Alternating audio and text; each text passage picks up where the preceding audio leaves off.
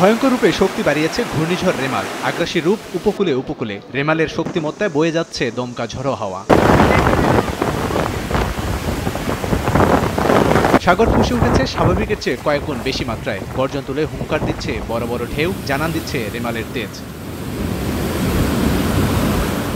বাংলাদেশের উপকূলে বাতাসের প্রবল গতিবেগে লন্ডভন্ড পরিস্থিতি তৈরি হয়েছে উপকূলীয় এলাকাগুলোতে। ভারী থেকে অতি ভারী বৃষ্টিতে নাস্তানুবাদ অবস্থা। আগের যে অবস্থা, আগের থেকে প্রায় 2 থেকে 2.5 ফুট পানি বৃদ্ধি পেয়েছে। ঠিক আছে, বর্তমান পরিস্থিতি খুবই ভয়াবহ।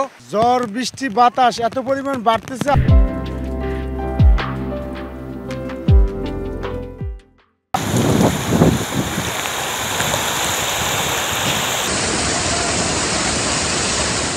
এদিকে উত্তর সাগরের প্রভাবে নদ নদীর পানি বৃদ্ধি পাওয়ার সঙ্গে সঙ্গে জোয়ারের পানিতে ভাসছে লোকালয়। পটুয়াখালী, বরগুনা, বাগেরহাট, নোয়াখালীতে বাঁধ ভেঙে হু হু করে পানি ঢুকছে জনপদে। পানিবন্দী হয়ে পড়েছে হাজার হাজার বাসিন্দা। ঝড়ের তাণ্ডবে ভোলা, নোয়াখালীতে বিপজ্জনক অবস্থায় এলাকাবাসী। পানি ঠেকাতে আপ্রাণ চেষ্টায় স্থানীয়রা। ঘরবাড়ি তলিয়ে যাওয়ায় নির্ঘুম রাত কাটার দুশ্চিন্তায় তারা। ছুটিতে আমাদের উত্তর ডালভাঙ্গা এই গ্রাম সব তলিয়ে গেছে, মাঝখালি এই গ্রামও সব তলিয়ে গেছে। পানি ঢুকিয়া পুকুরের মাছটা সব উঠে গেছে।